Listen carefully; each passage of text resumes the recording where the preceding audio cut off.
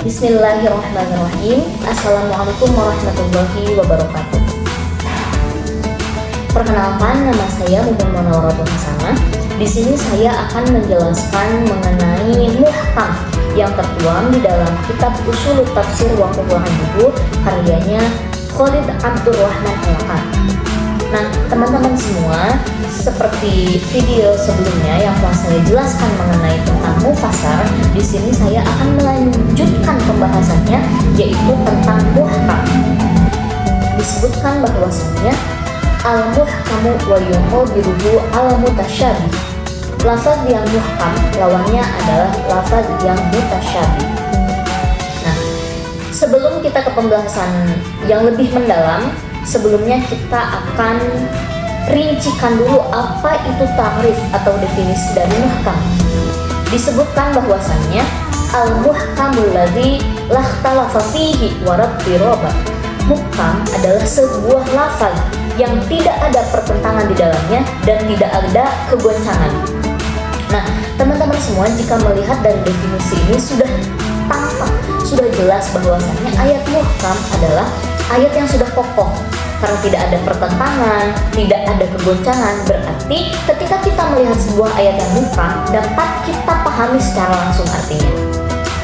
Kemudian disebutkan juga fa'ilun bimakna muf'alin, uhkima bimakna muhkamun.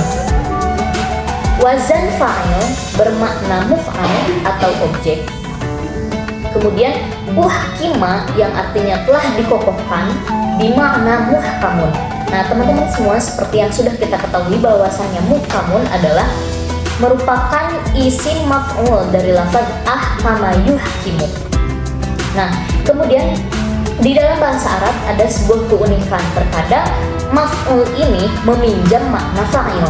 Nah, di sini muhkam adalah objek atau isim maf'ul, tetapi maknanya itu meminjam juga dari isim fa'il, di mana isim fa'il ini menunjukkan sebuah sifat atau sebuah karakter yang sudah melekat pada sesuatu.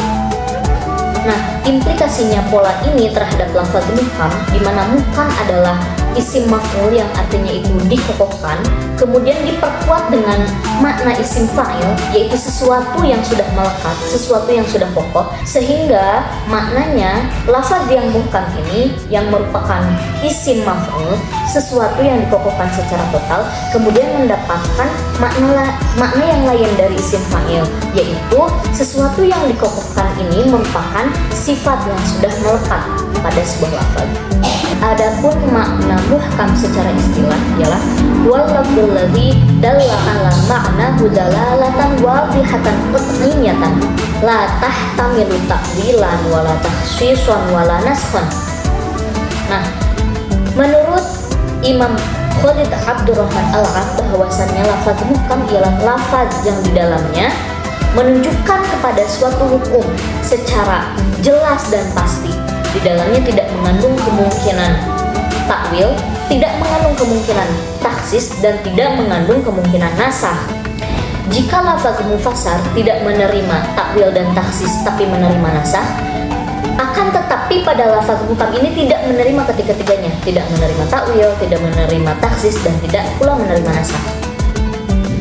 Kemudian pembahasan selanjutnya yaitu tentang anwa'ul muhkam atau macam-macam lafaz yang muhkam. Yang pertama yaitu ma yakunu fi usuluddin, sesuatu yang terdapat di dalam usuluddin, seperti kewajiban tentang beriman kepada Allah, beriman kepada malaikat, beriman kepada kitab, dan lain sebagainya. Hal itu kan merupakan sebuah fondasi agama. Ketika Allah menyampaikan bahwasannya kita wajib beriman kepada Allah dengan tauhid uluhiyah, dengan tauhid rububiyah, kemudian wajib beriman kepada malaikat, kepada rasul, dan lain sebagainya, hal itu merupakan perintah yang pasti. Tidak ada bantahan lagi dan tidak ada kompromi lagi kepada makna yang lain. Memang maknanya ialah beriman kepada Allah, kemudian beriman kepada hari yang akan datang. Allah sudah mengabarkan bahwasannya hari kiamat adalah hari yang akan datang, dan itu memang sudah pasti, tidak ada bantahan lagi, tidak ada kompromi lagi mengenai makna itu. Kemudian yang kedua yaitu ma yakunu fil fadhaili wal akhlaqi wasyfatil karimati.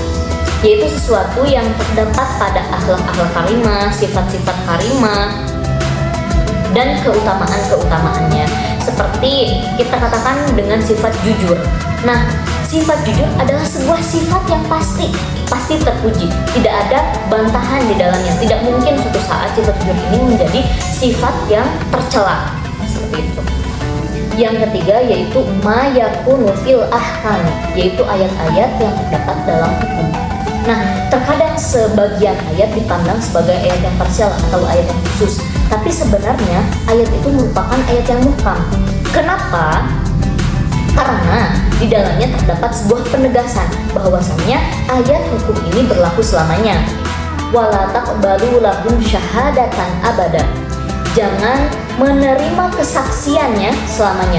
Nah, ayat ini konteksnya kan tentang ayat had qadzaf, di mana seseorang menuduh wanita mukminah yang suci melakukan zina, maka wala taqbalu lahum syahadatan abada. Tidak boleh menerima kesaksiannya selamanya. Pembahasan yang terakhir yaitu mengenai hukum melaksanakan ayat-ayat yang muhkam.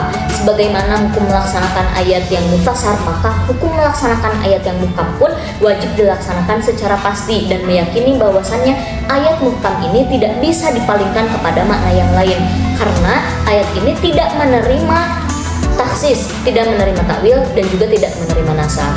Mungkin cukup sekian yang dapat saya sampaikan. Terima kasih. Mohon maaf apabila banyak sekali kekurangan. Wassalamualaikum warahmatullahi wabarakatuh.